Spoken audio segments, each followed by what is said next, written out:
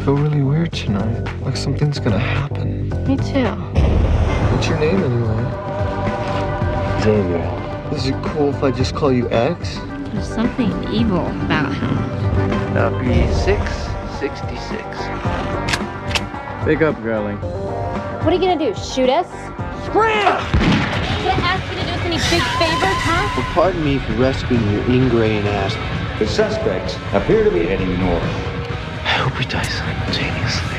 Like a nuclear bomb blast or something. You're so romantic. You're, giving me an erection. 666. Have either of you ever had sex with an animal? Just you. Should be considered armed and dangerous. Scares me, Jordan. Have you ever done that? Like, had sex with two people at the same time? Mm-hmm. No. Don't. I love you, darling. You said you love me? You know that I really only love you. I love you! I love you can mean a lot of things.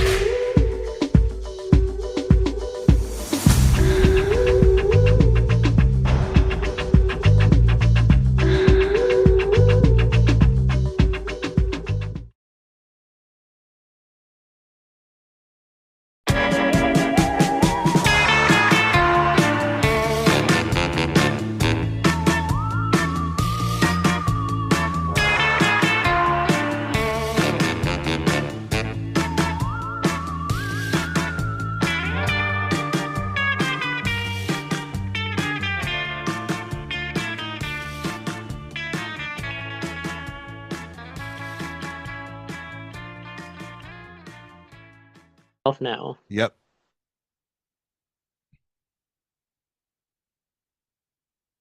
And welcome to the Cult Cinema Circle podcast. My name is Jesse, and I will be your host.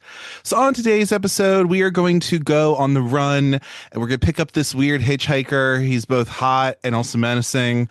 And, you know, we are going to just be on the lam from the law, honestly. But today, we're going to be covering a little film from 1995. You already heard last week, I did do the, I'm starting the Teen Apocalypse Trilogy from Gregg Araki. So we did totally fucked up last week. We're now doing this movie, which is the second movie in there. But I was alone last week. I didn't have a guest, but I did need to bring a guest on for this one in particular because you know what? Very important. This is kind of a breakout movie for one Mr. Gregg Araki, really.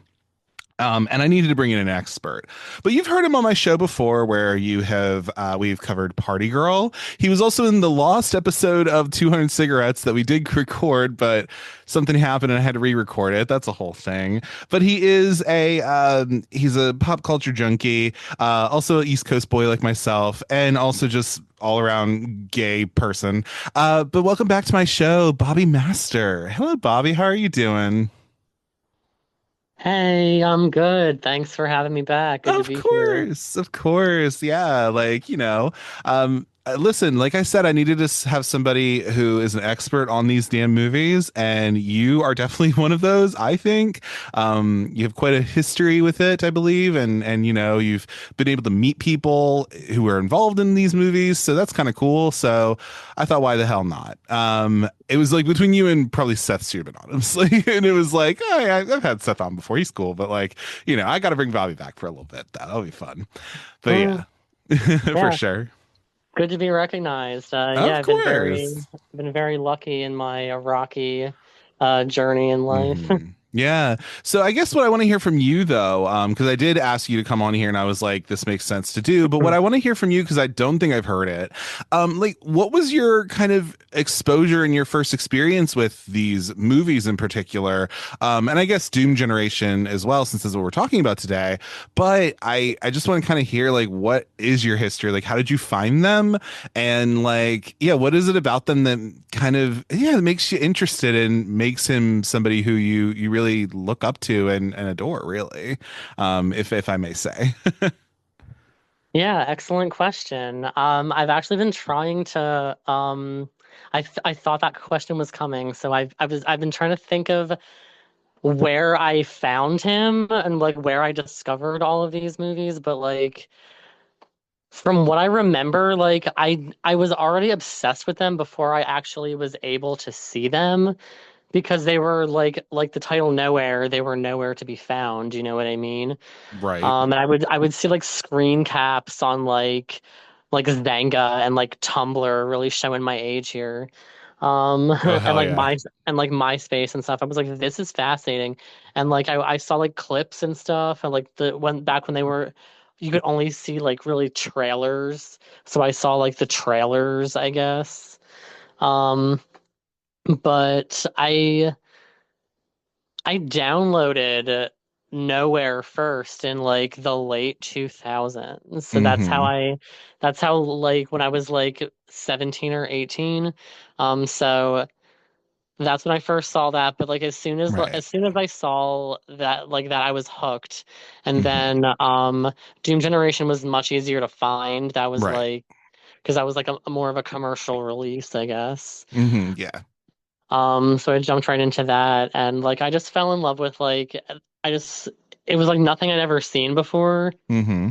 and like as like a gay teenager, like it's just like you're seeing these characters like and they're just regular people and like Right. their sexual fluidity is all over the place. Mm-hmm. But like that's not the focal point of the story and I like how it's just normalized. Yeah. I was just like, oh yeah, like all these people like they're all like whatever they are and like nobody Mm-hmm. cares like Yeah. nobody cares and like it's just like that's how the world should be. And Totally. I don't know, like the characters, like especially like Jimmy's characters, James Duval's characters, like Mm-hmm. he always like projects like the innocence, you know what I Yeah. mean? Yeah, All totally. three of the characters that he plays in these three movies, they're all like they just want to be loved Mm-hmm. and like I found that very easy to relate to as like a lost, angsty teenager with Right. like no, I don't know. When I was growing up, I just feel like I wasn't like exposed to like gay characters who were like Mm-hmm. who you were like I could really like identify with or like look up to in a sense. Right. You know what I mean? Like there Yeah. were a lot of like two-dimensional like gay characters in movies for like Mm-hmm. decades, but it was like I feel like they were always like there for a laugh, Yeah. like they were there to make fun of. Or to be tragic and stuff like that. And, Yeah, exactly. And but that would be funny to people. You know what I mean? right. Or it's a So joke, like right? It's either, yeah, oh, cry at exactly. this gay person or laugh at this gay person. And it's like, well, I mean, there's more to it than just that, you know? Yeah, and like these were like I don't know, like I was like I don't know, like I was like in like the goth scene when I was Mm-hmm. younger and like the punk scene and stuff when I was like really young and like going to like clubs and stuff like that, like the mosh pits and stuff. Right. I was doing all of that. And so it was like fun to see like this stuff, like, oh, this is the stuff that I like identify with more so than like, like, oh, girlfriend, we gotta go shopping, Yeah, like, exactly. stuff like that. Or any of those So characters, exactly, right. no offense to like any of that, because like I like Damien from Mean Girls, I usually like put in Totally, that yeah. category, but Danny, I forget what his last name is, but he's a fantastic actor. Franzaces. He's a fantastic actor and he did a great job. But I just Mm-hmm. feel like that's kind of like the cliche type of gay character that I would see, Yeah. like oh, organizing the school dance, but nobody's Yeah. inviting him to the school dance type of Right. thing. And right, exactly. Like you, Um, it was very specific to see some of these gay characters. And again, they were either this tragedy or it was this sort of, oh, laugh at them or whatever. But it was never like this kind of character. I can't even think of another character who was like this unless it was very a subversive underground cinema. You know what I mean? Like really. And that's what this is. yeah, So yeah. I No, feel like that's very fair. I feel like Totally Fucked Up is a really good one when it comes to just like it like being normalized. Like it's like Mm-hmm. like I love like the scenes where it's just like they're all like just like a bunch of gay dudes and they're all just like talking about like the dudes they're getting with. And Yeah. like I just love it. They're so young and like Yeah. They're young I and feel sad, but I mean that's just part of it. but Like, you but like know? I was young and sad too, but I didn't really Right. have like a group of people who I really like could talk to those Yeah. type of feelings about at that time because like it's so much different now than it was like 20 years ago. Absolutely. Um So like Absolutely. I feel like if I was able to like to discover this type of stuff like just even like a few years earlier, it would have made like a Hmm. lot of a difference. Yeah. So I feel like these movies are very important. Yeah. I would agree. Um, I think also like with this too, like we've talked about a bit of new queer cinema before, but Gregg Araki's name is always thrown into there, and it's because like he was making these characters who just happen to be queer in these movies that are honestly just kind of out there and a little cartoonish or like a little just like crazy. But again, it was very much the they're just queer, and then that's really it. They're not any sort of like stereotype. They're not, it's not the focal point of what they're doing. It really is just that's what that is. And so that's why, in the same breath, it's like, Gus Van Sant or, Sarah Dunier and all these folks who are kind of in part of that. That's why Greg is in there, because people weren't seeing anything like this before. So that was kind of cool. Did you have anything else to say kind of before anything we move on or anything? no, just that like Yeah. I'm so grateful that like I was able to find these Hmm. movies and like they really did change my life Yeah. and like I've been to screenings of the like I've been to the 4K screenings of Yep. Nowhere Yep. and Doom Generation. And I guess I was there for yeah, I was there, but I didn't watch it. Like I was at all of them. All of them. Just But all of them. I Yeah. forgot that I was there for totally fucked up. But it was because I just like went as a guest. Yeah, Anyway, totally. but where I was getting at, I would like the first one the first one was Doom Generation. That's where I met Greg Hmm. Araki, and I that's where I first met James Duval. Yeah. And like being able to like tell them, like how much these movies meant to me, Yeah. um, was like was a dream come true because, Yeah. like you didn't think I never thought that these were going to be so accessible and like you meet a Hmm. lot of people at these types of events who like also feel the same way and it's crazy. Yeah. It's just like wow, these movies really have changed a lot of lives, not just my own. Yeah. But like yeah, he doesn't. Yeah. He needs the. I'm glad they're all getting their flowers. That's what I'm trying to say. I'm glad they're all getting their Yeah. flowers. Absolutely. And I think like, I always want to, that's why exactly why I wanted to cover the Teen Apocalypse trilogy on the pod. Because obviously it's now accessible where you can get it on Criterion Channel, you can get it on a box set and whatever, which is what I have. But also it's like being able to give Greg those flowers as well, and just a lot of people involved in it, for sure. I guess my history with these is that I did not grow up on them at all. I think I had heard of Doom Generation because I mean the damn cast are our three leads. Yeah, we can get to the Iconic. casting of the Oh yeah. movies a little. Oh I my guess God, a or we little can. later. Yeah. There's a lot to say. A A lot to lot say to about say. that. Oh, a lot to say, especially this movie in particular. But yeah, I had heard of it, for that because I loved Rose McGowan, growing up and all that. Isn't any Yeah. surprise I'm gay? But in this situation, like, I heard of it then, but I was like, but as you stated already, like these movies were not easy to find. They weren't easy to get and watch. So it took a minute for me to see them. And I think it was probably when. I think it was probably when I saw Mysterious Skin, actually. I think I saw it on Criterion Channel. I was like, let me pull up on this. Like I've been meaning to watch a Gregg Araki movie before, and I think that was the one I saw. And I was just like, what the actual fuck was all of that? But like I fucking loved it. It was great. And so then I was like, oh, maybe I should go check out those other ones that came before this, right?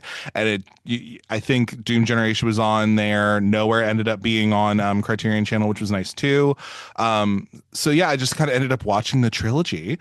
And I really ended up banging with this one quite a bit because, yeah, there's just something about it that I just really enjoyed.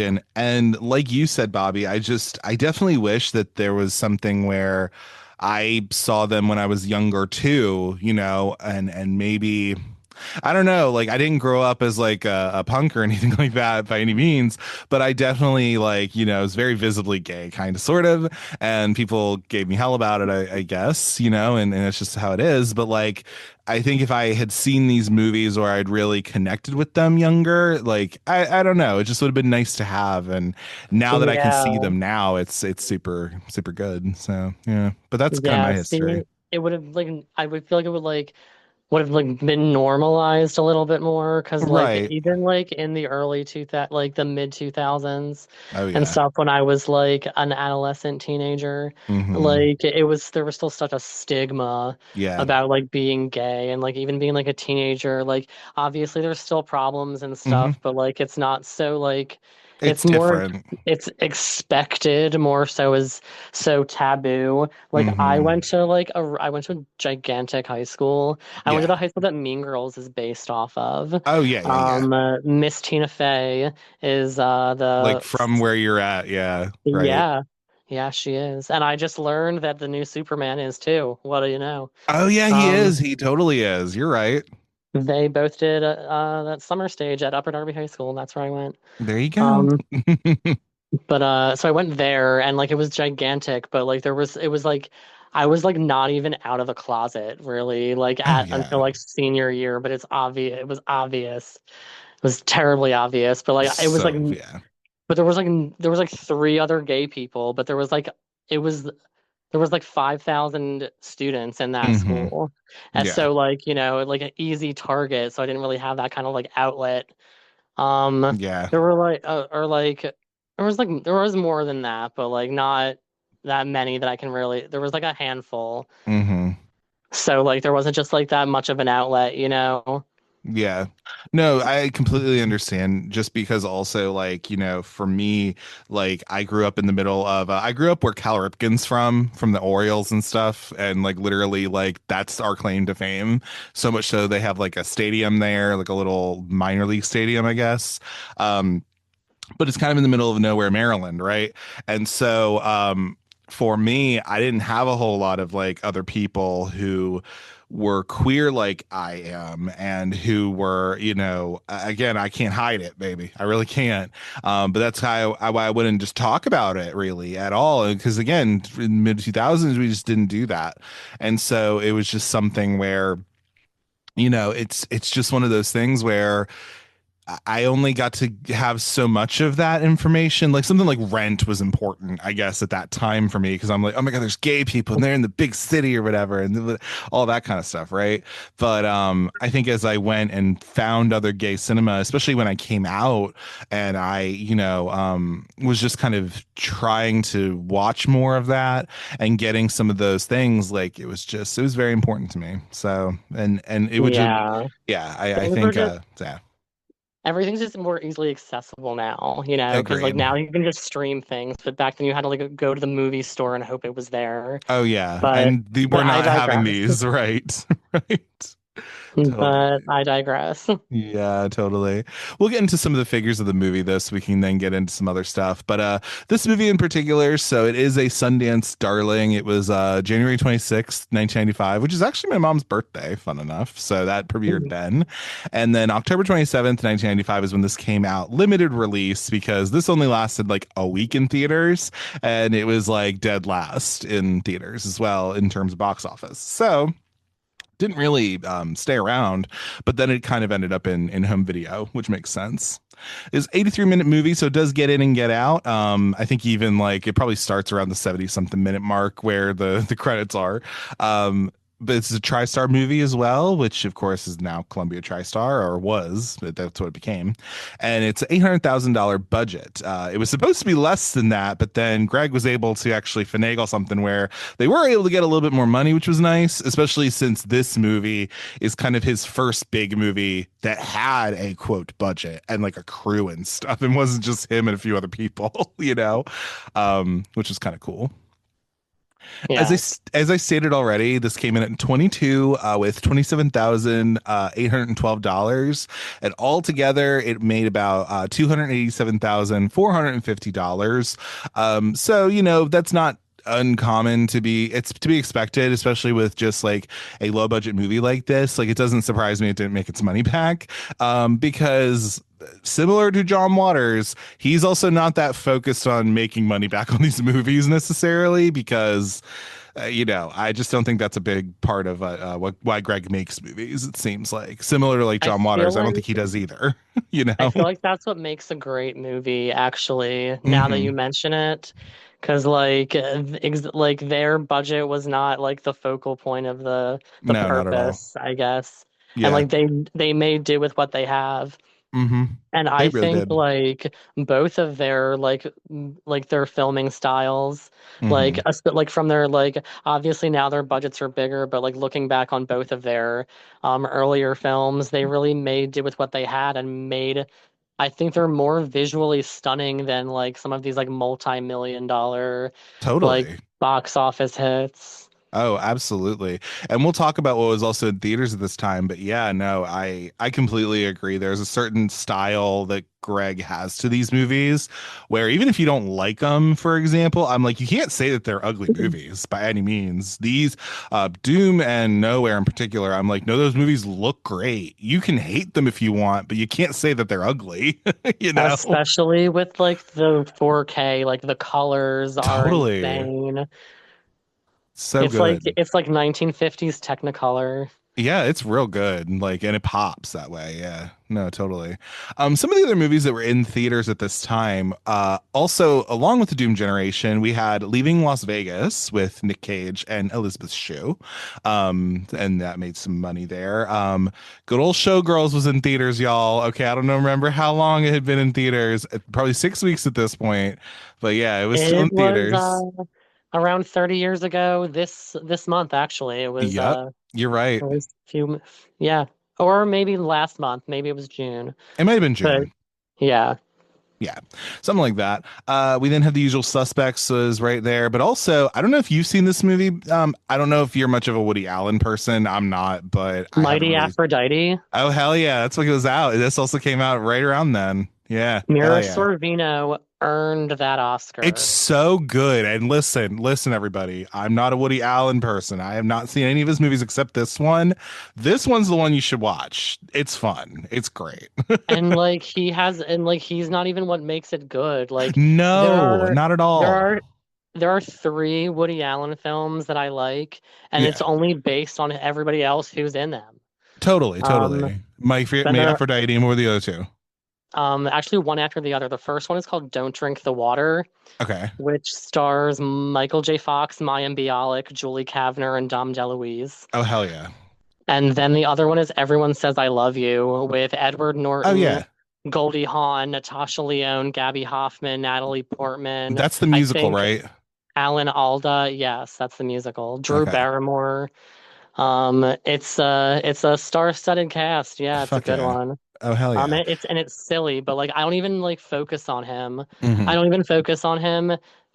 Yeah, I'll Yeah, leave no, it at that. I don't no, focus on him. literally, Mighty Aphrodite is actually a really good movie, and Mira Sorvino literally did win that Oscar, like she earned it.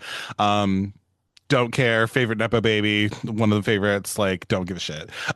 Because she was good at it, and it was like, and Helena Bonham Carter's there too. Like it's a fun time. It's not a bad time at all. Yeah, it's a good one. There's a lot of people in that. Like, I feel like that's what makes those specific movies I like. I watched them all because of who was in them. I Oh love yeah. Mira Sorvino from Romeo and Michelle, and I saw Hmm. that that is the movie that she won an Oscar for. Oh So I was just yeah. like, okay, let's check it out. And she was funny as hell, like Yeah. as that hooker. She was so Exactly. funny. Linda Ash. Oh, we love her.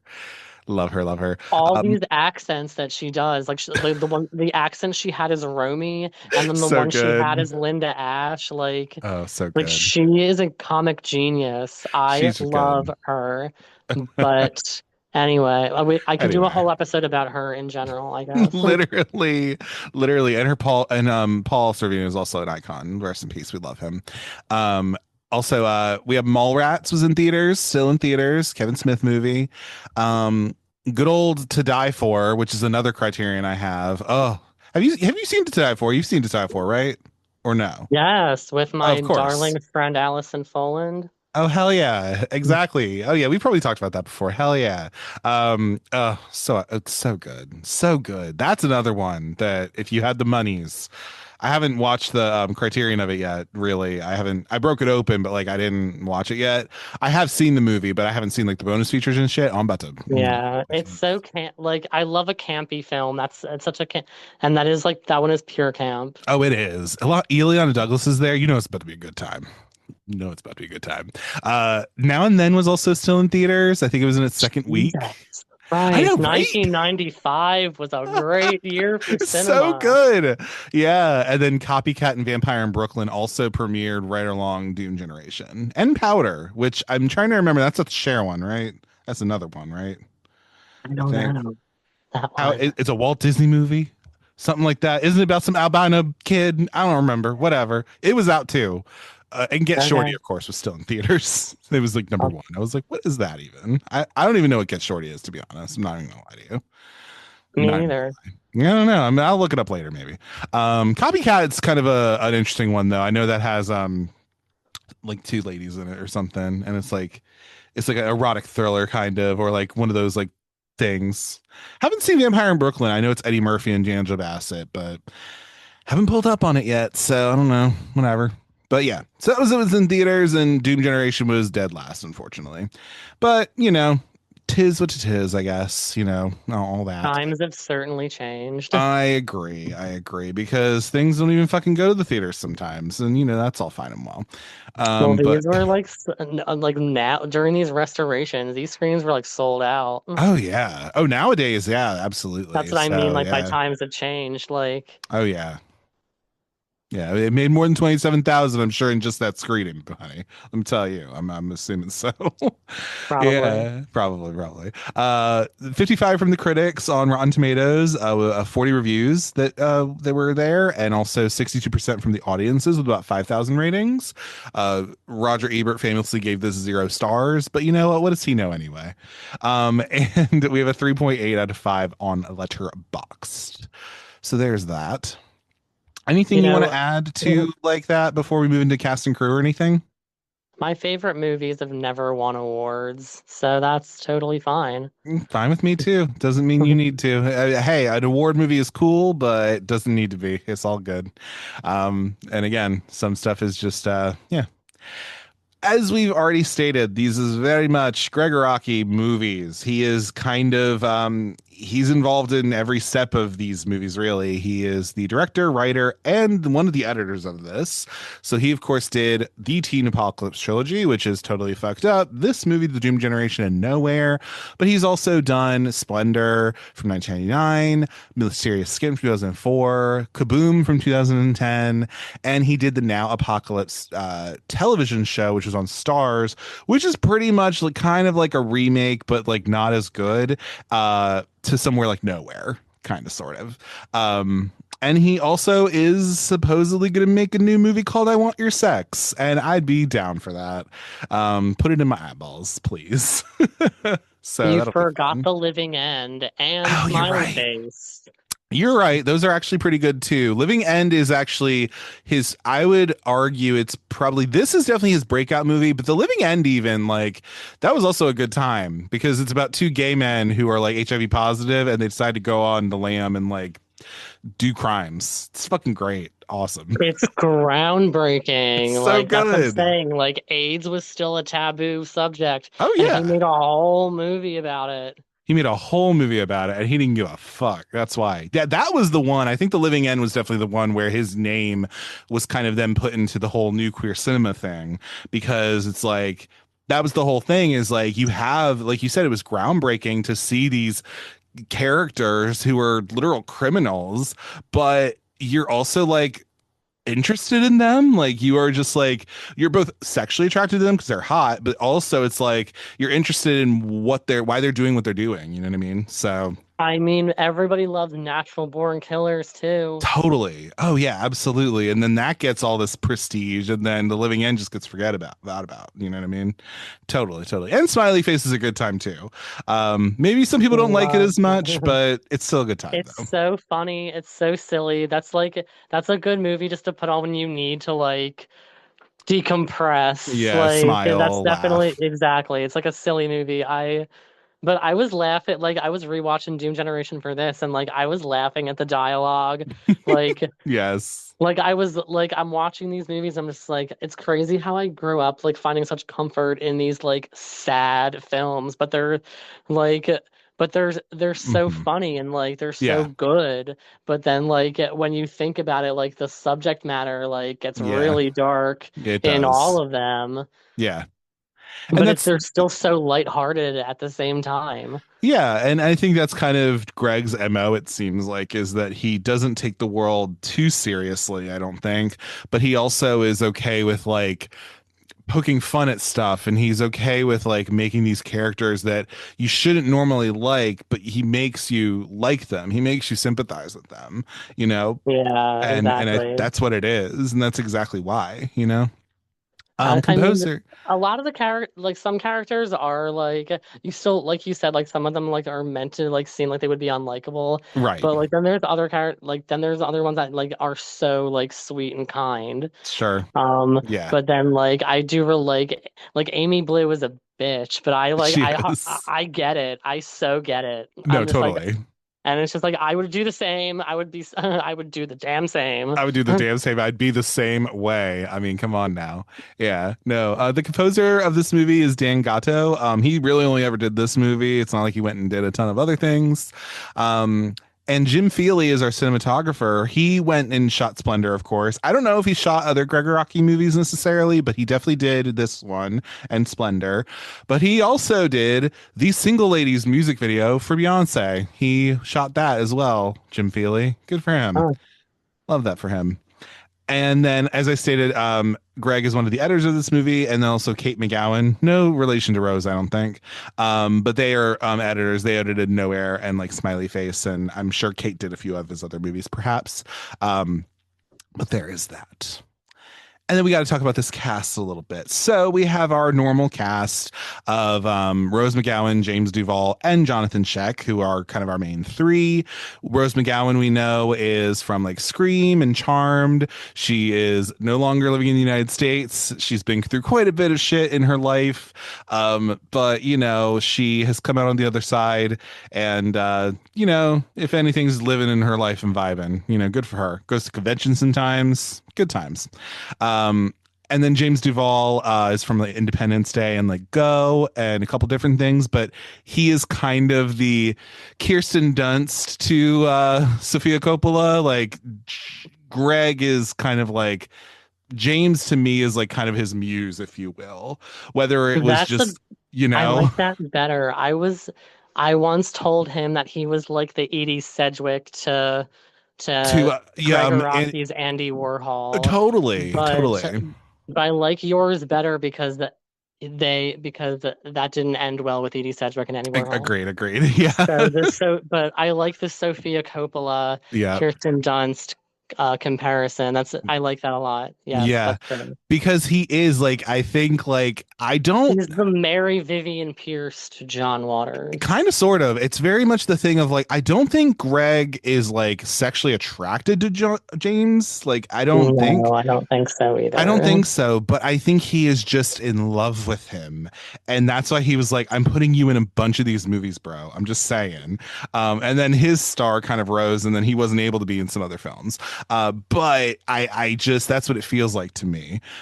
So anyway, yeah, it's interesting how that is. But yeah, and he's also in May as well. He gets killed by her, but you know, it's okay.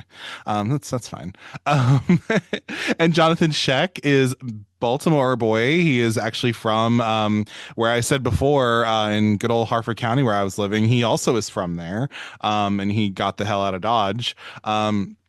So there's that. And yeah, he's shown up in a few different things. He's this is kind of his first big movie, quote unquote. I don't know if he really even done a big movie like this before. And then literally 2 years later, like he'd be in a literal Tom Hanks movie. Like, you know, you never know what the hell's gonna happen, man. Like you really don't.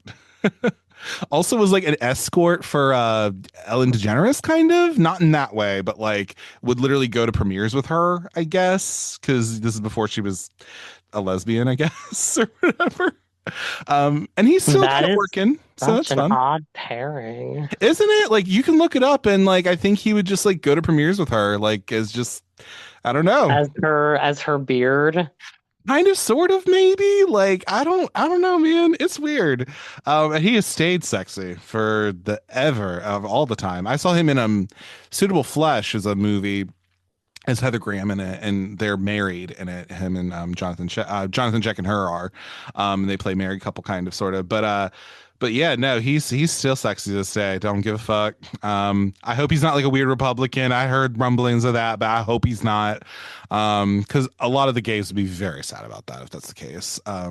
So you know, he was also married to Christina Applegate, and that gives you something at least. Damn it, you know what I mean? Got to be pretty hot to be with her. Like, just saying. Yeah, poor Christina. I know. I love her though. Oh my god. She has a book coming out, which I'm very excited about. I just Hell learned yeah. this recently. I cannot wait for that. Oh hell yeah. And then Katie Wishing Seagal her all the has best. Katie Seagal has a podcast now, I guess. And she was just on the podcast with her, which is kind of Oh, fun. Yeah. I'll have to go check that out. Oh yeah, you can find it. It's good. Is there anybody else on the cast that you want to kind of shout out or anything like that? We will also mention some of the drama of what happened with this. But yeah, is there anybody else in the cast you want to kind of shout out? I mean, all the cameos are just so fantastic. Oh my I mean, god. how am I not going to start with Perfect Parker Posey Oh my god. So good. in the bar scene? And like, you got Amanda, speaking of like also Married with Children, you got Amanda Burst Yes. as the barmaid. Yep. You got Heidi Fleiss as the Like as liquor store the attendant. the Yeah. liquor store lady, and then Perry Perry Farrell. from, yes, not the other store clerk. Yeah. Amazing. Like random people like Margaret Cho's in this movie. And that's Yes, also Margaret probably Cho's first movie. That's like Margaret Cho's literal first movie, her and first Dustin, movie.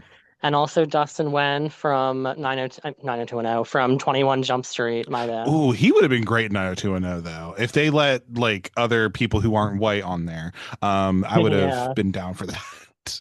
Would have been down for that so much. God, There's more. I know. Oh, wait. And then you had, okay, so Peter Brady, yes. Christopher Knight is in this and Nowhere. And Yes. I met him and asked him about this. Like, how the hell did you end up in this movie? Well, yeah, exactly. And then in Nowhere, Eve Plum, who played his sister Jan, Yeah. played his wife in that movie. So I was just like, It's how did so this all good. happen? But he told me this in person and on their Brady Bros podcast, episode 60 of the Q&As. You can hear him talk about it if you want. Oh, nice. I might go check that out actually. But he mentions how he mentioned it to me like he was just like, it was for both of the roles, it was just like a 1 day's work. Like you come in and like Listen. you did it and then you were done because you were just like, it was just like a 1 day of work basically. But and like if he knew that it was going to be such a big thing, maybe he would have paid more attention. Right. He remembers doing it, but he doesn't remember like much about anything else. Yeah, no, And totally. I asked Amanda Burst the same thing, and she kind of said the same thing. Like she was like, "That was a great 1 day of work." Right. But I think that is so interesting how Gregg Araki can get all of these legends to come and just do a day's work real quick because Yeah. you know he who else do we have? The other news anchor was on the Love Boat. I Yeah, forget what her Julie. name is. Yeah, Julie from the Love Boat. I think her name is Laura Tews or something like that. But yeah, she was Julie on the Love Boat. And I think that's what's really Yeah. cool about some of these cameos is like literally I think the reason for them is because Gregg is really good or he's really interested in wanting to put people into these movies to just add to the dreamlike state of it. Because these movies have a dreamlike quality.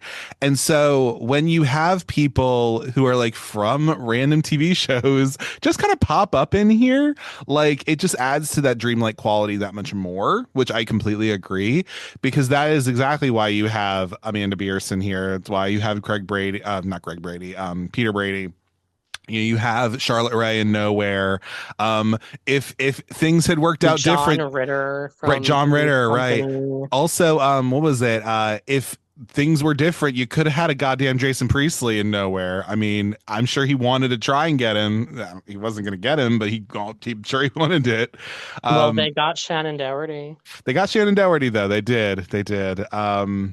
Honestly, we were just talking about it yesterday. Bitch, you could have gotten Christian from Clueless. He looks like him. He could have been the teen idol. You know what I mean? I don't know. That would have been weird, but Well, still. he what like the I was listening to the thing last night, and he was a teen idol. He was in Baywatch. That's true. You're right. You're right. So like that's why So he that's was why they brought him already a in. teen idol, yeah. Yeah. And this is set in the near future. These Hmm. apocalyptic movies are set in the near future, which is also like wild to watch now because it's just like, Hmm. well, Gregg Araki had me believing that the end of the world apocalypse was going to look a lot cooler than it really is. I know, right? Way Because more. Yeah. No, totally. I wish it looked like the end of fucking Nowhere. Like it'd be great. Like, you know what I mean? I wish it looked like this. Are you kidding me? Oh God. Like anyway. But yeah, I think that's why a lot of these cameos are the way they are. Like if because I knew he knew her, I feel like you could have also had like Trini from fucking the Power Rangers or something. That would have been a gag though. Could you imagine? Oh my God. Rest in peace, girl. But uh anyway. But yeah, I'm just very impressed by like how like he was still kind of like an unknown filmmaker, Hmm. but he still managed to pull well, I mean, some of them like I said, Margaret Cho's first movie, like Parker was just getting started. She was Yep. in like Jason Confused and the Coneheads by this point, but Oh like yeah. it was still like I don't know like if she made part like which came first, Party Girl or Probably June Generation. this. Probably this, and then she did Party Yeah, Girl right after. I think they probably filmed Nowhere first. You mean I Doom mean Generation? June Yeah. Generation first. Yeah. But yeah, like you had like Amanda Burse, like Hmm. already like an established star, and then like same with like Hmm. Peter and Jan Brady. Yeah. Um, and all these people like still like established stars, but like at the time of these movies, like Hmm. these these comebacks weren't in such high demand as they are now, you know, like now there's Sure. all these conventions of people like, oh, I loved you in Hmm. these movies from the 80s, but back then it was just like, oh, the show got canceled, like I totally forgot that person existed. They Totally. mean nothing to me now. Or maybe that wasn't how everybody felt, but that's how like No, I agree. Like that, their star was diminishing at this point, which is fine. yeah, But yeah, exactly. But like nowadays it's just like, oh, like this person who everybody remembers from this show is guest starring in or is like making an appearance in this movie, like and everybody's like obsessed with it because like yeah. they've been wanting a return. But Oh like my God, back yeah, then I feel like there wasn't such like a high demand yeah, to see like what these people are up to or like seeing them in totally. something else. Oh So my, when I saw Charlotte Rae oh my in God, right. Nowhere when I was literally obsessed with the facts of life when I was a kid. I was just like, no fucking way. As you should have been, as you should have been. I will also say, missed opportunity, Gregg Araki, but maybe she wasn't available. I would have loved to have seen Allison Argram in one of these movies. Are you kidding me? Oh my God. Nellie Olson, ugh, from Little House. Oh, it would have been That would have been amazing. wild. I mean, never say never. He Oh always God, so like good. even in like his newer like all of his movies, he's always like impressing me with like the cast and stuff. Like be Yeah. it like Joseph Gordon-Levitt, Michelle Trachtenberg, Oh R.I.P. yeah. Oscar nominee, baby. Who else What's we his got? name? Elizabeth Shue was in that. Mysterious Skin. So shit. Like he definitely gets me. Christopher Christopher Maloney from SPU was in the last one with Eva Oh, Green yeah, yeah, white bird. What is it? in a Oh my God. blizzard. Yeah, white bird in a blizzard. Yeah, which I didn't hate, but yeah, you got Ava Green in there. Like, oh yeah, yeah, yeah, yeah. It was a good So time. yeah, he's always got like a really impressive roster of Hmm. people. But like I feel that's also something that drew me to these movies. Hmm. Nowhere in particular, because that's like the first one that like I got really sucked into. But when Right. I saw all the amount of people who were in it, like I'm just very impressed because like it's Hmm. all people that I had grown up loving, like Christina Applegate, Oh Heather yeah. Graham, Ryan Felipe, like Right. Rachel True. Like these are all like people that I had watched in movies that were accessible to me. Yeah, no, totally. Yeah. So when I see And them all in one thing together, I'm like, wow. wow, how'd this happen? Right. Yeah. And like, yeah, even we'll talk spoiler alert, everyone. I'm doing Nowhere next week. But because we're doing the Teen Apocalypse trilogy. But yeah, but it is cool to see all these different people, and then to them it was just like a kind of a day, or it was just like I'm on this weird movie, like it's cool, like the guy seems nice who's doing it, so whatever, it's all good. But yeah, we also do have to mention, we were gushing about the cast. Now, Rose McGowan was not the initial choice or initially No, cast she as wasn't. Amy, not at all. That No, was no, Miss no. Jordan Ladd. That was Miss Jordan Ladd, yes, who would end up being in Nowhere, and then being like Never Been Kissed and like Cabin Fever and stuff like that. But she was initially cast. Gregg really wanted her for Amy Blue, but her mother, Diane Ladd, who actress No, lady, Cheryl Ladd. Cheryl Ladd, sorry, Diane Ladd's another person. They just have the same last name. But Cheryl Ladd, again, like the actress lady, whatever. I think Diane Ladd is Cheryl Ladd's mother. I think she is too. You're right. You're right. So you're in the right family. I'm in the right Just family. We're all not there. the correct generation. Just not the right generation. You're right. But Miss Charlie's Angel, Cheryl Ladd, who was also in Poison Ivy, did not want her, which is crazy because Poison Ivy was a pretty like whack movie, and she was in that one. Right. But and her daughter was also 19 at this time, like literally, like like what are we even doing? Like she could have made her own decision, but like yeah. I'm trying to pick like I'm trying to picture Jordan Ladd as Amy Blue. And like I just feel like Rose McGowan like embodied the character so well. Mm-hmm. Like Rose is always very good at playing like a bitch. And having an edge to her. And like I feel like I've seen so many of Jordan Ladd's movies, but she usually plays like more of a sweeter person, I guess. But like so like I'm just like trying to like picture her like dropping some of these crazy lines like, okay, you chunky fucking pumpkin head, I don't fucking know what you're talking about. Stuff like that. Like the way she like I was rewatching this for and I was like cracking up at like her delivery when she was just like, he's an anus face. Like, exactly. And it would have been a different vibe, I think, if Jordan was in it. I think she absolutely could have done it, but I also feel like it just would have been a different thing. Jordan Ladd, to me, does not have an edge to her like Rose McGowan does, and I feel like you would need to have that. I think that's what really made Amy's character, is that she does have this interesting mix of like she has an edge to her, but then also she can look very sweet and very I don't know, innocent, I guess, or whatever, like, and it's there. And Rose she definitely had that as a younger person, for sure. And also she was older than her technically, but also like, again, still looked pretty young anyway. So it makes enough sense.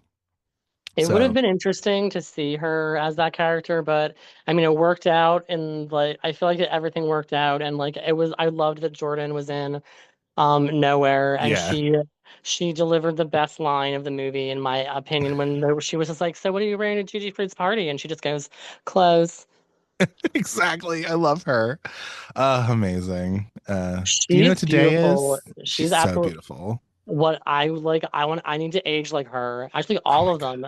Everybody in these movies, they're still so beautiful. Oh my God, yeah, exactly. Oh my God. Oh, sorry, I'm just thinking of Guillermo Diaz with that little thing that he had on. Oh my God. Okay, sorry. Anyway, we're gonna get off of that, but anyway, but yeah, so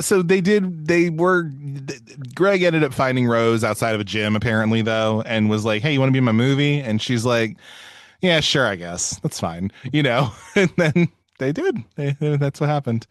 But yeah, I think with this movie, I will say, so I should have mentioned it a little earlier. Now, I will say this movie is very violent, very sexual, all these things. I will also be aware that if you are sensitive to like strobe lighting and stuff, maybe be wary of the end of this movie, because that is a part of it. When you get to the violence, but other than that, you should be all right. But yeah, just be aware of that in case you're at all sensitive to that sort of stuff. because it does play a part in the finale of this movie. But yeah, other than that, like, yeah, like I said before, this is a movie where it's about this kind of weird, surreal road trip through being on the lam with these three people, Jordan, Amy, and Xavier. Yeah, we already kind of talked about, like, Gregg Araki and his trilogy he's done here, and kind of talking about his bigger work or whatever. But I do think, like, a big thing of this is that I think a lot of his movies really do kind of, like, it's interesting because, like, I think the reason that he is within that sort of queer space, or he's seen as this sort of, new queer cinema guy, is because he's coming from this different generation, and he's able to, I don't know, create these worlds where there's a certain level of nihilism to them, like there's a certain disillusionment to them, but also, like, that still carries over, like the 80s were supposed to be prosperous, right? And all of this shit. And then we end up in the 90s and everyone's just over everything. And you can really tell that in a lot of his films, especially the ones that took place in the 90s. So yeah, I just think that's a really interesting thing too. And yeah, I'm just trying to see what else there would be. Do you have anything else to talk about in terms of, like, kind of the post-AIDS era kind of thing going on here? Or, why do these movies in particular have this certain, like, environment that he seems to like to have? Why are they apocalyptic, I guess? Because this one especially is. I mean, that's a good question to ask him, I guess, because apparently they're all like, I don't, they're all set in like a futuristic, like a semi-futuristic time period. But Right. like, I wonder what year it was supposed to, they were like set in. That was never, Mm-hmm. that was never given away. Totally. So I don't know. That is a good question, but whatever, I don't know. It worked. Mm-hmm. It I think worked. so, yeah. It just showed, I think, if anything, it just showed that, like, all of what people were promised during Reagan's administration and during, like, the 80s and stuff, of like, oh, this is gonna be a better decade. It's like that was all bullshit. You know what I mean? Because it's still bad and we're still moving into more conservative territory. You know what I mean? So I think that's what it was, especially because he didn't start doing he was doing his short movies late 80s into the 90s, and then he ended up doing Living the End in late 80s as well, I think, or right in the early 90s. So that one was 92, and you're right, yeah, you're that right. one was 92. Yeah, But yeah, I don't know when they filmed it, because like apparently they were filming Doom Generation in 93 and it wasn't released until 95, and they were filming Oh yeah. Nowhere in 95 when Doom Generation was released, because Mm-hmm. Jimmy told me that he was working on Nowhere Mm-hmm. and Independence Day at the same time. Oh yeah. So he was flying back and forth, like being dark Crazy. one week, and then he was in Independence Day the next. Mm-hmm. Yeah. That's crazy. Oh my God. Good for him though, but damn, that's a lot. That's so a lot. But yeah, I also think, like, this movie, if we're talking about, like, it's interesting because we talk about, like, this is a road movie in the similar vein of something like a Bonnie and Clyde, or like a Natural Born Killers or whatever, right? Like, there is, like, Yeah. this level of that.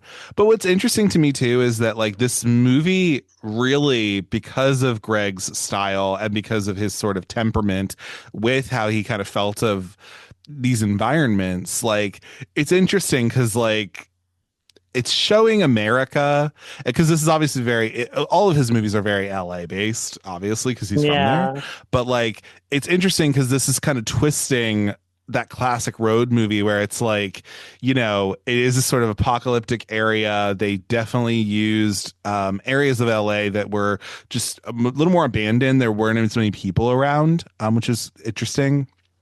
But it is kind of interesting how he's just using this as, like, I don't know. It's just like, it's showing America as, like, this really just apocalyptic wasteland, really. This just weird place. The timing for the filming was actually kind of crazy. Yeah. Because when they were filming it, I think the second day of filming is when like, oh, so it was filmed in 94. The Yeah. Northridge earthquake Yep. happened like the second day of filming. So like they kind of were in like an apocalyptic My like God, yeah. environment because like I've never seen like photos or like the aftermath of that, but like I heard it was really bad. Shelley Duvall Hmm. almost died. Oh yeah. I found out that like she got out of bed and like something fell on her bed during the earthquake. Oh Jesus. But like a lot of people like that was a really bad earthquake apparently is what I'm getting Yeah. at. So they were kind of like in that environment like whilst filming. Yeah. And then not even thinking they would film, and then they're just like, no, you gotta get your asses set. And it's like, wait, what? Are you kidding me? Yeah. Another example you can watch if you'd like to is Wes Craven's New Nightmare, because that also happened right around that same time. So you and they literally did use it to good effect actually, because it was actual like destruction. But yeah, really interesting though. Very interesting. And yeah, I think also like it's interesting, like we were saying before, like there's this certain there's this ultra violence happening in these movies, especially this one. Not nowhere as much, but like this one especially, it has this ultra violence in it, but then it also has this like humor, and I just really, I don't know, I think that's really cool, and just like, I think if anything, like there is some level of I don't know. I think there is some symbolism to the violence. I don't think it's just gratuitous to be gratuitous, though. I think there is something where Yeah, no, Greg's I getting feel somewhere with that. it. Yeah, I mean, and maybe that's why someone like Roger Ebert didn't like it, because he felt like it was just very gratuitous and it was just violent for violence sake. And I'm like, I don't think it was though. Like, I don't know. That's my opinion at least. But But I mean, he was way ahead of his time, you know. Like at the end of this movie, he has those Nazis like hmm killing them. I'm spoiler alert, but yeah, like yeah. killing Well, killing killing Jordan. killing Jordan on top of the American flag while they sing the national anthem with Nazi Hmm. symbols on Yep. their chests. And like, look at where we are now. Yeah. Well, it's crazy, right?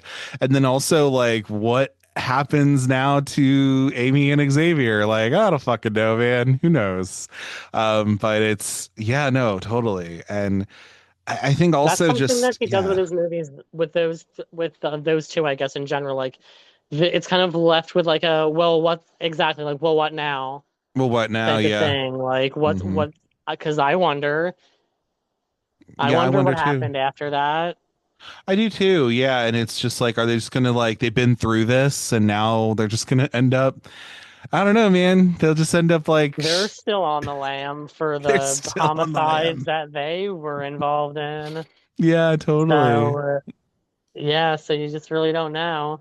Yeah, exactly. You really don't. And I think also just like because again, these movies are very violent, but I think they're violent because also, what's interesting too is that like how in during Vietnam we were having, people on the front lines who, we were now seeing this a little bit at home, right? And we would see it in the Iraq War as well. But, it's interesting when you think about it, like during the early 90s, we were also we're seeing that too with like Desert Storm, right? Like, I mean, when we were in the Gulf War or whatever, we were also kind of seeing this like rise in just seeing stuff like that from like our news channels and stuff. And it was also kind of the beginning of the 24-hour news cycle in a way where now you can like watch the news all day every day, you know what I mean, kind of a thing where that wasn't always the case. And so we're right around that time as well, because this is also post like the OJ Simpson trial, and that was really where a big part of the a part of that sort of 24-hour news cycle really started. That's why like court TV became a thing, for example, and stuff like that, because people were fascinated. So yeah, it's interesting to kind of look at that and to also think of the violence in this movie. And again, I don't think it was just gratuitous to be gratuitous. I think like there was something to be said for it. And yeah, totally. And I guess with the sexuality of this movie too, It's interesting because you probably know this already, Bobby, but like, the movie in particular, like it's a heterosexual movie by Gregg Araki, which is fun. And the reason for that is because like he's been known to make these queer ass movies, obviously. And I think there was one of the producers of this movie who ended up getting that money, the more money that, ended up in this movie. And he was like, well, if you can make it a heterosexual movie, then you might be able to get more money to make it. And he's like, all right, cool. I'll make a heterosexual movie for you, but it's going to be the gayest one you've seen. And again, that's what's cool about Gregg too, is that he is very much like the, queer as in fuck you sort of thing. Like, I think just because of his own, what is it? Like, just how he's been brought up or how he's been raised or just how he was kind of had been brought up in the world and the kind of path he took, like he's very much of like I'm going to be subversive. I'm going to be a little odd and I'm going to, yeah, it's queer as in fuck you. It's not this other sort of queer that you would think of. And I think that's why people gravitate to that, especially when they're of a certain subculture too. If you grew up a little bit more like goth or punk or a little bit on the fringe, that's why people on those cultures really like it, So, but yeah, I think so too. Yeah. Yeah. Do you have anything to say about the particular sexuality in this movie or anything? Do you have any sort of thoughts on it that you think are important to share or any of that? I mean, this one kind of leaves it up to the imagination, because like the character of X, like he's just like I don't know, like he's bisexual menace. Yeah, that's a bisexual menace. He most certainly is, but definitely is. Yeah, but like but also with Jordan, like he's just so like casual, go with the flow. And like obviously like this dude is being very sexual towards him, but like is he really that clueless? Yeah, exactly. I always wondered that too when I've watched this movie. I've seen it like twice now. But like, is he really that like not clueless, but like naive and like innocent? Yeah. But like, so I feel like with this one, like I said, like you get to leave it up to your imagination. Like, yeah, yeah. Yeah, I agree. I guess this is the least gay of the. It is. No, it is. Gay. It is of the three, which is fine. Which is fine. It is, and I think that's what's interesting about it, though, is that it's the least gay, quote unquote, because it's about a male and female like who just happen to pick up this guy, and then it's kind of on this crazy road trip, but like also, like you said, there is that sexual tension, and but like the whole time, like but that's the thing, like you want them to kiss the whole damn time. Their faces are always like right next to each other. So close to each other. It's like, crazy. Do it. Oh my God, they're like Ken dolls or something that you may kiss. I understand that. Yeah, and I also think like the sexual violence in here, what I do like is that there is no like particular like assault in here, like in terms of sexual assault. I mean, there is at the end, but like there's no Amy doesn't get she doesn't get sexually assaulted by like one of these guys that she, like by Jordan or Xavier's, which is nice.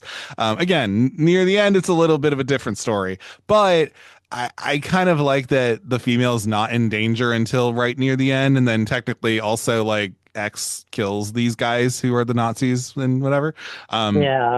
So that's all fine and well too. But like, yeah, but I think this final act, especially where, they end up having this three-way together in a, gross warehouse, which was just the warehouse that they like shot the beginning in, and just like different little scenes here and there, I'm sure, because again, multi-purpose warehouse. Multi-purpose warehouse. Yeah, they definitely used it for different things, going on location for certain little things here and there, but that was really it.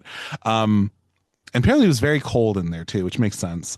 But I also think like, with the final act of this movie where they have this threesome and then these guys who they came across before kind of then find them, and then, you know, obviously like they kill Xavier, they chop his dick off, which people were trying to do anyway. Fucking Parker Posey was trying to chop someone's dick off. Like, you know what I mean? Like, it was just this thing Oh, of like, wow. I never even thought of how that was foreshadowing. it was kind of a little, yeah, because wasn't because Nicky Cat, didn't he also try to like cut his dick off too, or somebody's dick, like something? No, he just tried to shoot him. Yeah, he just tried to shoot him. You're right, and then he lost his arm that time. Yeah. You're right. But then, yeah, even like Parker Posey's character was like, I'm gonna chop his dick off, like a, you know, whatever.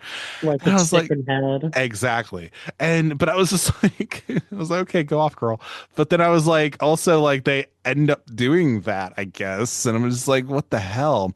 I think that was also because Gregg had seen like a news report about how that was something that happened either in the area he was in or something, where it wasn't a gay motivated thing. I think it was more that like it was like some guy got with some guy's girl and then like they killed him and they shoved his dick in his mouth or something like that. Like they chopped it off and did afterward. Super fun, I guess. But anyway, but yeah, I think also there is this level of brutality in the movie, but like again, it's kind of this repression. We're coming out of a time, you know, we were necessarily alive for, but we're coming out of a time that was kind of repressed a little bit.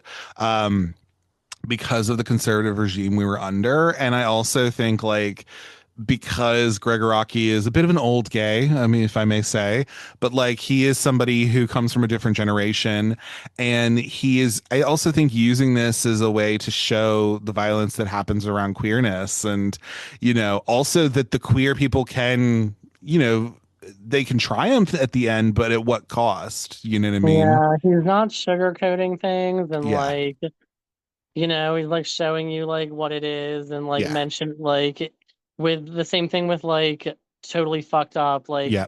just like and the living end, like, you know, Yeah. like just like straight up like throwing it in your face type of like AIDS Totally. crisis is real.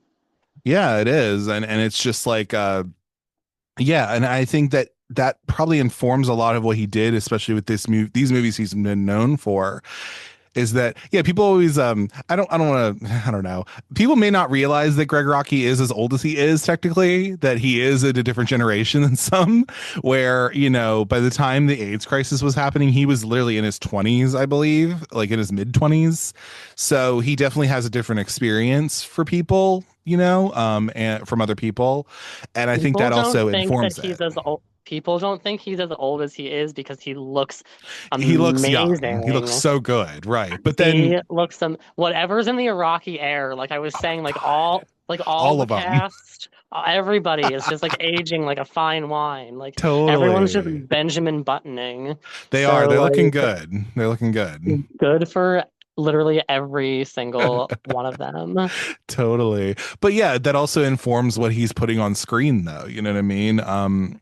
And yeah, that's interesting to me, like, because he has a different perspective on how people treated queer people. He himself is a queer man in some way, and you know, and being able to have that. And again, he's into transgressive cinema and subversive stuff, and he is kind of from that punk scene where, you know, he's kind of putting it out on the table, really.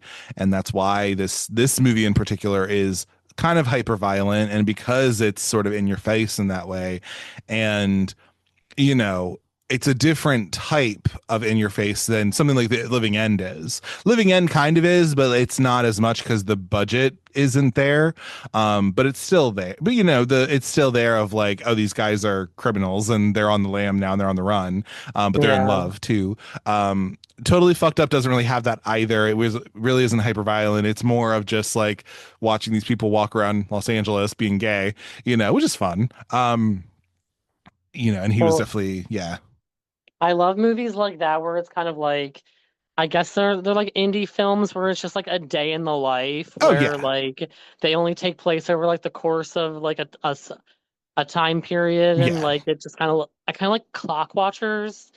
Oh yeah. Like Yeah, yeah, it's just like a kind of like a blip in a blip in their timeline real yeah. quick, Mm-hmm. and it doesn't like go on for years or like months at a time. It's just like a couple days in the life. Like Yeah. how long does like I don't even know how long like Doom Generation like is supposed to take place for. Like is it over the course of like a few days, a month, a week? Mm-hmm. No, that's a good point. I also wonder that too about like timing as well. I feel like it was probably like within a week, maybe something like that. Yeah, I But would say the same just based on like how many like nights like because and there's a like few how many nights. and like how many different hotel rooms they're in. Yeah, I would agree. So like each day they have to so like and yeah, so I would say like over the course of like a week max probably. Yeah, probably something like that. And they just come in contact with all these different people, and it's just like a whole thing, right? Yeah, no, and I also think like yeah, there is definitely something where again, I think Greg has this certain subversiveness, this certain transgression to him where that he puts it in all of his movies, and I do appreciate that if anything. Um and also too, so I only have ever seen the director's cut of this movie because I own it, like I said. But have you seen the other versions of this movie that were chopped up and stuff, I guess? Whatever version of the DVD that I Mhm. have it doesn't say what year it was released. Right. Let me see if it says how long it was. It says 83 minutes. Okay, interesting. Gotcha. So, So maybe it's the I director's don't, cut. yeah, I mean, there's really not much cut. Right. There's like little bits and pieces. The same thing with Nowhere. It's like you have to really look to see like what hmm was missed because it's literally like snippets. Yeah. Yeah, I was totally. hoping for like 5 minute scenes. I'm just like, hmm oh my God. I was hoping it would take it from like an hour and 15 minutes to like 2 hours and 11 minutes or something. I don't know. Yeah, But I'm totally. grateful. I'm so grateful for like what we got. I'm No, so grateful. totally. Oh, absolutely, for sure. Yeah. No, and yeah, because this movie definitely got cut up a whole lot, and understandable. And yeah, I think this movie just kind of endures as sort of this cult movie because, like we've been talking about, like similar to someone like a John Waters or a Russ Meyer or somebody like I really do think like these movies just have a particular style to them. They have a particular kind of air to them.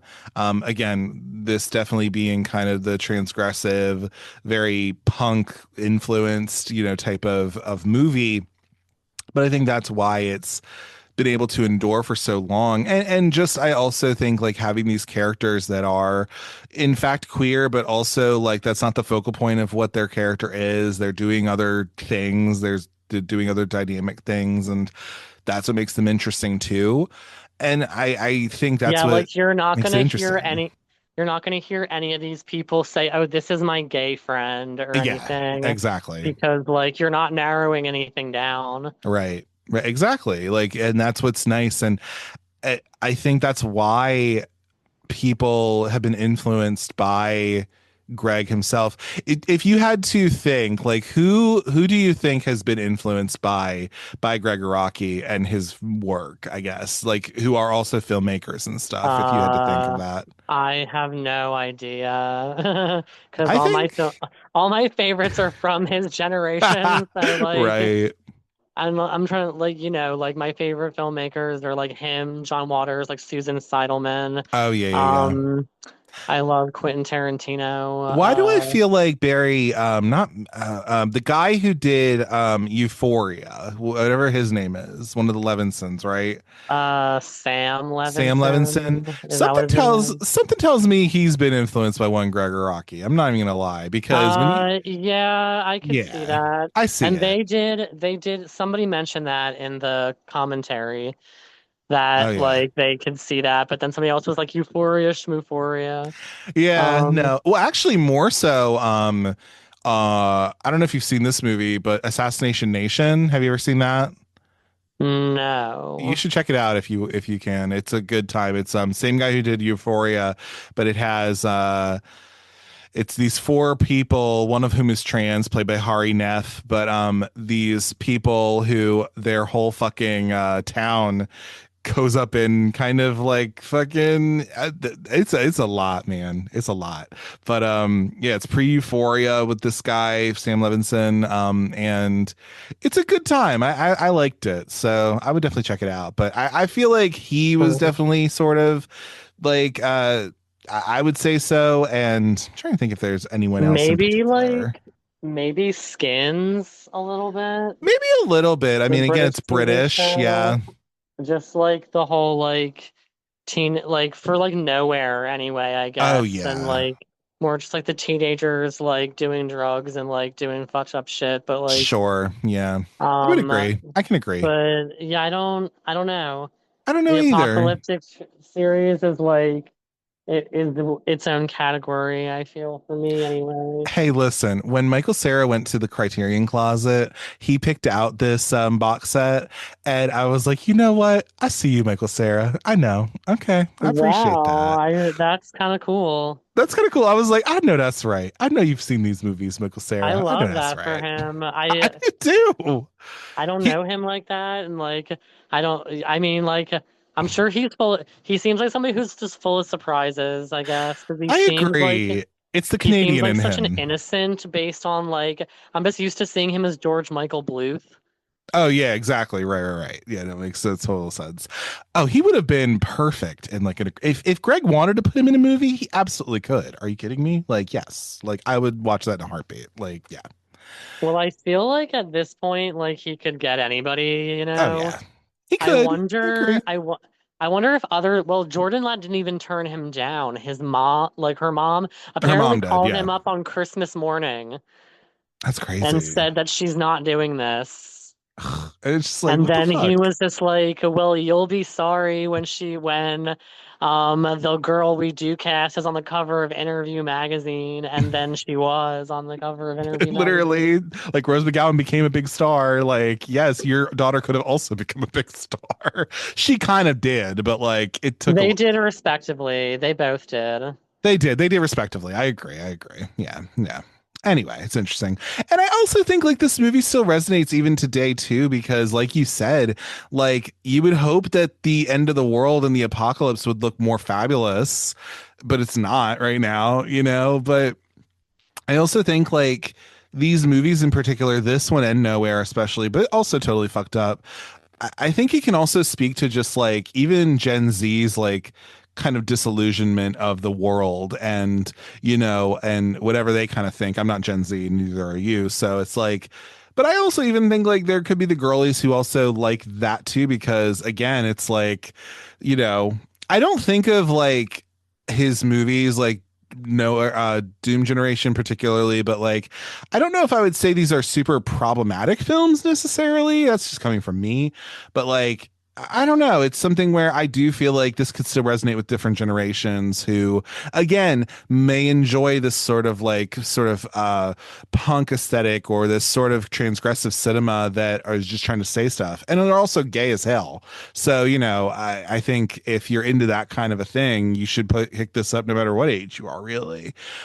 Yeah. And it's just one of those things where you could still see yourself in these characters. Because, like you said, I think especially, and shout out Jimmy Duvall, like he definitely is kind of the forefront of some of these movies because he is just this nice innocent soul who just wants to be loved, and he kind of is the through line in all of those films in the Teen Apocalypse trilogy. But like, these characters are just, you can kind of pick out who you are in there. One of the ones, and I'm sure we'll talk about it next week with my guest on there. But like I love like Guillermo Diaz's character in that because he's going through, he loves this guy, but like this guy's not good for him, really. And how do you reconcile that? And Yeah. yeah, I don't know. It's interesting, but this still has stuff that is even resonant today. It's not like it might be a little dated because it's from the 90s, but like I don't think the ideas that are presented are dated, really. I Or what mean, it's trying to say. everyone's still having the same kind of Yep. problems. Like the problems haven't changed, the times have Hmm. changed, but the problems are still the same. People are still lonely and just want to be loved, and people are still stigmatized because of who they are, and that doesn't People are just unfortunately go trying to away. like exist in a world that's falling apart around them, Yep, and they're just trying to make do. I mean, we're just trying to do the best what we got. exactly. No, exactly. Yeah. And Yeah. that's what I see like in these characters. They're just like, okay, well, here are the cards that have been dealt to us.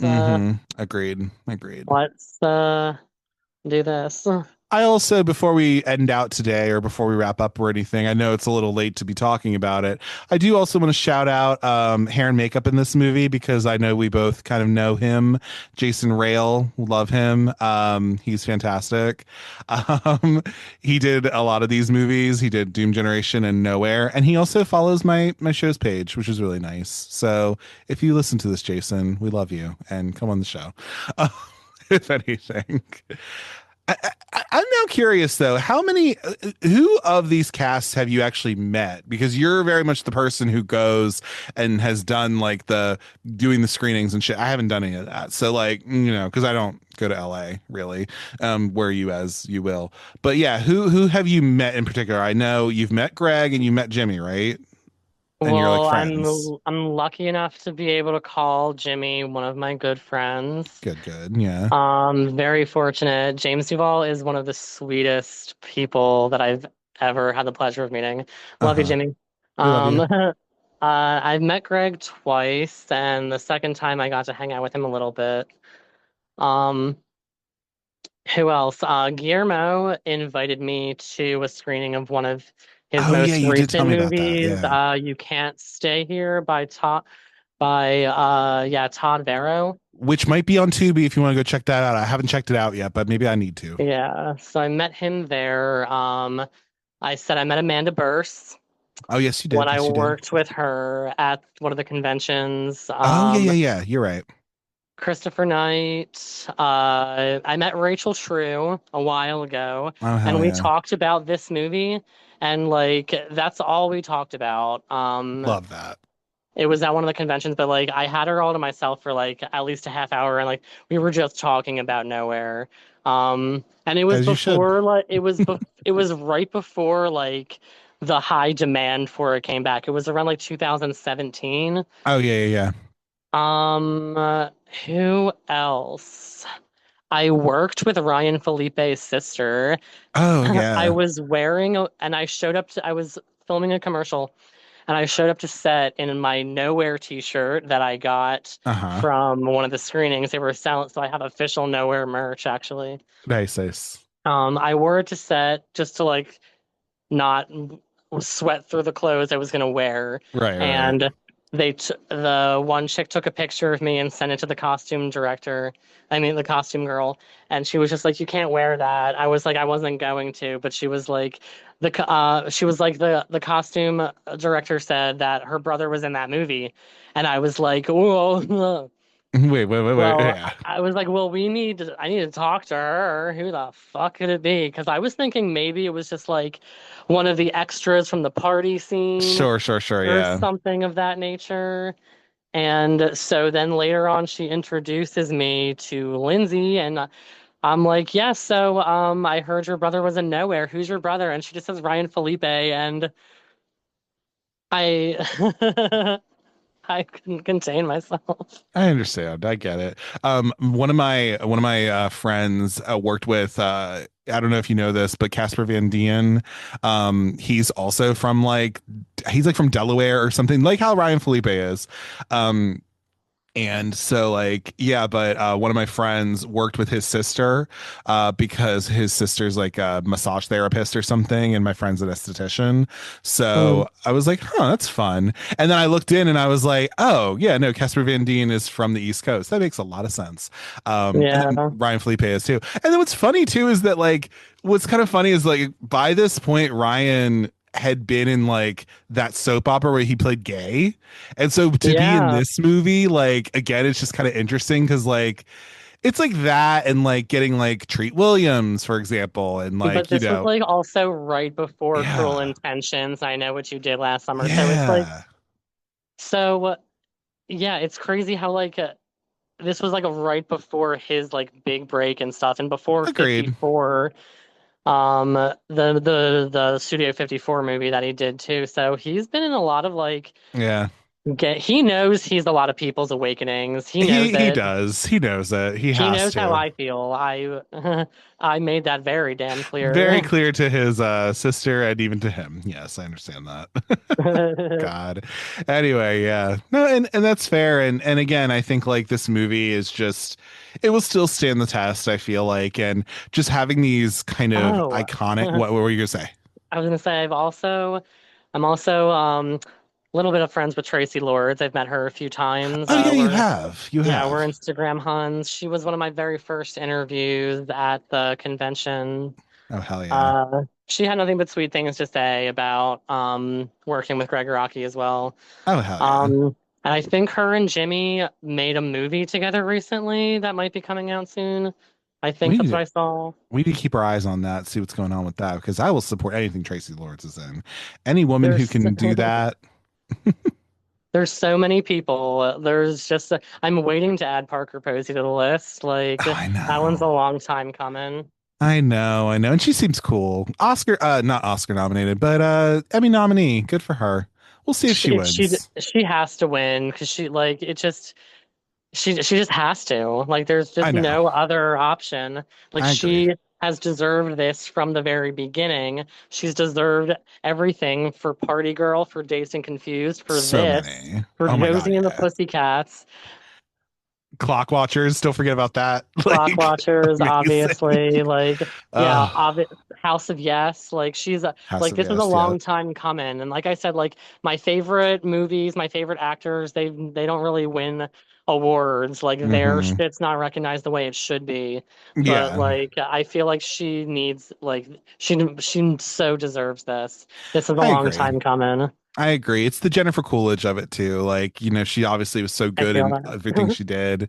And like, she then got her recognition. And I think Parker has always had that. And, she just hasn't gotten the recognition necessarily. It's also like I don't know, and we're hopefully being better about it now. I mean, unfortunately, awards, as we know, are kind of just like, it's all about like money and politic and shit like that and whatever.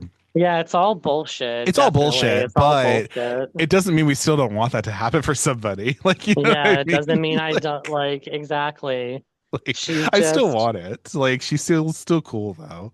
So I still want that for exactly. her, even though there's all the evil that comes behind it. You know what I mean? But and I thought she did a perfectly good job on The White Lotus. That was the one I watched. I watched the She first was season and the so third season. good. So yeah, she was She pretty good.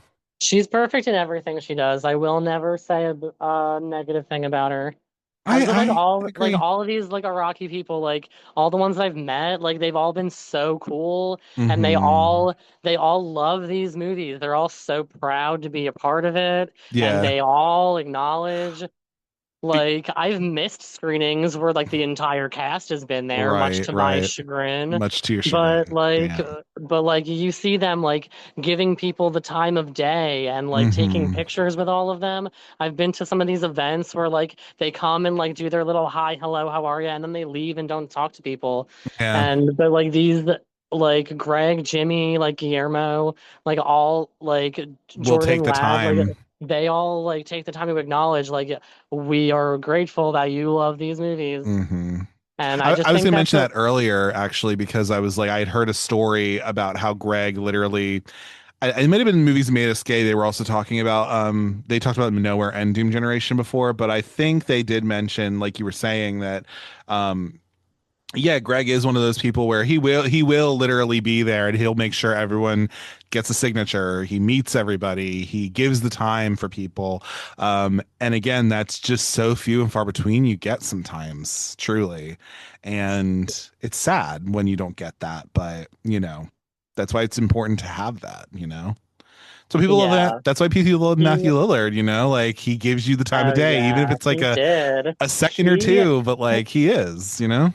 He actually photobombed me and Tracy Lords. You did show me that. I thought that was funny. And then he posted it on his Instagram, and I saw him later, and he was just like, "There goes Bob Faggot," and he was just like, and he said how much he loves my name. Like Honestly, some you people know are what? hit or miss, but when they love it, I'm just like, "You're good people," because And it's a to be fucking joke. honest, to one faggot to another, Matthew Lillard's more than welcome to say that word, no matter what. Have you been in a John Waters movie? I didn't think so. Like, no, like he is more than welcome to. Him and Parker can always say that, and it's not a problem at all because there's But love there. But like you were saying, like Greg is like that because the how I Mhm. met Greg, I don't know how he made it into the theater without anybody else noticing him. But like I went with my friend to Right. to the Doom Generation screening. It was the last screening that they were doing, and I was in LA, Hmm. but I was leaving 2 days before the screening. I was just like, no, I can't not go. I have to go Right. meet Right. these Right. people. Um, Once in a lifetime chance. Yeah. Priorities. So I stayed another couple days and went like somehow I was in the theater with my friend waiting outside. I was just like, we're gonna go put our things down at our seats, but we're gonna go stand in the lobby and wait for them to show up because that's how we're gonna meet them. Absolutely right. And uh Greg got there before Jimmy did, and like somehow Greg made like we were kind of like in the middle towards the back, but then I look over and I'm like, oh, Greg, I just say hi to him, and I was like, how are you? And I was like, can you sign this for me? He was like, yep, that's what I'm here for. And I told him that I missed my flight to come and see the movie, and he had a bag of buttons that he was giving at like they were asking like trivia questions in the beginning, and the people um who won the trivia would get like a button and it said eat fuck kill. Nice. Nice. And I told him, I was like, I missed my flight for this, and he was just like, oh well, you get a pin then. And then he Right. gave me a pin, and then he gave one to my friend. He was just like, oh, you can have one too. So like he just gave them to me for like that was just like such a sweet gesture, and I still have Yeah. it. I still have Yeah. it. Obviously, I'm never gonna get rid of that. But that's just Yeah. like, and like he did, like him and Jimmy both like signed like everybody's autographs, and like they give Hmm. everybody the time of day, and like and that's just like I just feel like that's like a really good like sign of character because I agree. like we're gonna take this with us for the rest of our lives. You're gonna forget about it. Everybody's gonna be Hmm. happy. Like you might as well just like be nice about it. And they are Yeah. like more than generous. Yeah. They're more than Yeah. generous. Such great people, such I fantastic agree. people. I'll even give it to Christopher Knight because listen, like he seems perfectly nice and fine, I guess. Listen, how the tides have turned because his ex-wife, girl, I can't deal with that. The good old Adrian Curry. How dare. How dare. I don't know what she's up to, but She she tried I don't know. She gives me like weird Trump vibes now, which is unfortunate. I mean, Um I never mm, really knew much about her other than like Be here to she was on bury you. America's Next Top Model, and then like that was during the time of the Surreal Life. Like I'm Iconic, sure right? I'm sure he thinks of his time with her as surreal as well. Oh, probably. Because like I remember I saw like I think it was on like Watch What Happens Live when Oh, there was right. the whole Brady cast, and then Oh, they yeah. were like, "What do you all think of Christopher Knight's marriage to Adrian Curry?" And they were all just like, "Oh yeah, that." Yeah, yeah. Oh, girl, But this Susan Olsen. No, girl. Ugh. God. no comment. I went to the No Brady Bunch comment. house while I was in LA though. That was fun. I know that's fucking right. I know that's right. I appreciate that at least like let you take a photo outside of it. Like, and they won't be weird about it. That's nice. That never stops me for the locations I went to for nowhere. We went to it was the scene where Guillermo was talking to his boyfriend Yeah, on yeah, the yeah. roof of the Rosslyn Hotel in downtown LA. Oh God. And me and my friends we somehow got up onto the roof. Somehow the door to the rooftop was open and we got up there. If you'd like to Um, hear this story, I will say you can continue. If you'd like to hear this story, but from the other point of view, you can also, I think, listen to Nowhere, the episode that Movies That Made Us Gay did. Shout out, boys, because I also think like the same story was told on there. But no, continue. But like, yes, that is wild work, you guys. Like, well, I love it though. well, if you're talking about Seth, then yeah, it Yeah, was me, Seth, and our friend Xavier. hell yeah. Um, and I was staying at Seth's apartment, and like he came back, and like we all hung out for a day and went to the Nowhere locations together. So Hmm. we went to the one location, which was the mural of the whales in Yeah, Venice, yeah. and they and I made the sign, the God help me sign, the night Hmm. before, Right, right. out of stuff that I found around Seth's apartment. Nice. And we took that, and then after that, we went to the hotel, and somebody was leaving the building. I think it's like an apartment complex now. I don't know. I think it A might be lot of that or low places, income housing or something. yeah, Yeah. it's that. A lot of places and a lot of filming locations in Los Angeles are that now. Yeah, like Um, literally. It makes sense, but yeah. the hotel where Janis Joplin died is now that, Yeah. so you Yep. can't go in there. But we somehow Nope. made it on, like I said, we made it onto the roof. Um, and we like set up the tripod, and there's like pictures of us all like setting shit up. Hmm. And like as we're taking the picture, like that's when security comes and like Oh tells us to my leave. God. But we got what we wanted, and like that's all that matters. That was a bonding experience. I love that. That was a great day. No, that really was. I know I heard that. And Go ahead. Yeah, yeah, yeah. they mention us in the commentary Oh, I'm of gonna have to listen to that Nowhere. again. I have to listen to that again. Yes. They Oh no, don't I'm mention going us, to. but they don't mention us by name, But they but mentioned your hijinks. they were like, "Oh, that mural, I wonder if it's still there." And then Jimmy was just like, "Yeah, like I've had fans send me those photos of them in front of Oh that." hell And yeah. then the same thing with the location um for the hotel and stuff. So like he doesn't mention us by name, but he mentions that like because like I'm sure other people have done that, but like Oh yeah. we're the OGs. Like Of that course. was Of course. set. But when I was watching that last night, I was just like, wow, that's so cool. Oh my God, Um, that is funny. Yeah. Anyway, but yeah, I think that is a wrap on the Doom generation though. Again, this movie fucking rocks. I really like it. I think even if you're, I don't know, even if you don't want to watch the whole Apocalypse trilogy, I get it. But at least check this one out. It's a good time. You'll be like, hey, isn't that person? And you're like, yeah, it is. And it's just such a fun time. What are your kind of closing thoughts on this? Your Jerry Springer thoughts? well, yeah, there's something for everyone. Like the Hmm. soundtracks are Oh amazing. yeah. We didn't really cover that much. Yeah. Like Yeah. Slow Dive, like like all the soundtracks are just so beautiful and Yeah. so fitting and so unique as Hmm. well. Hmm. But yeah, all three movies are great. Like Yes. we've trailed a lot with lots of like different subjects and Oh stuff. But like Doom yeah. Generation, since focusing on Doom Generation, it's a great movie. Hmm. Um, like I feel like this is like the most like uh depressing Yeah. of all of them. Yeah, I'd say With so. like I want to say like the horrors of this one are probably the most severe. Hmm. This could But be considered a horror movie, honestly. Like really. well, I Totally. was thinking that while I was watching them earlier, I was like, it's crazy how like I find such comfort in like these movies that are really like the subject matter is really heavy, Hmm. but like it's in such a beautiful and lighthearted way Yeah, at the I same agree. time that it's like still like comfort food to me.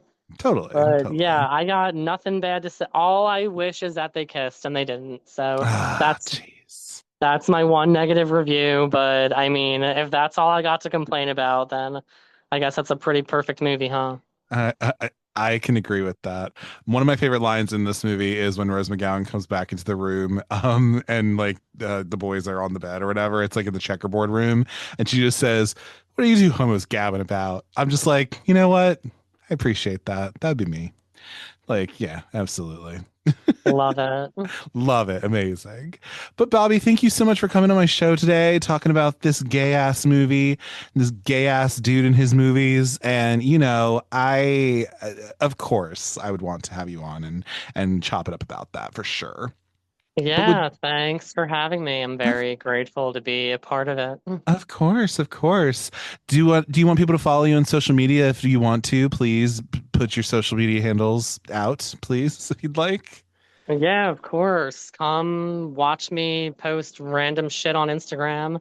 Bob Faggot, Mm-hmm. B0, the number 0, BFAGETTE.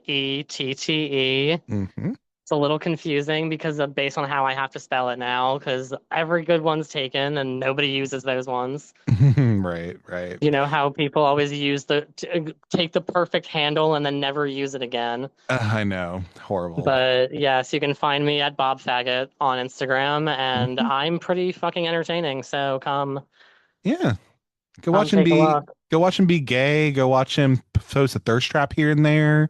Yeah, And it's kind of yeah, hard to explain. You just have to experience it. yeah, you just have to experience it, and I appreciate it, you know. And there's all that for sure.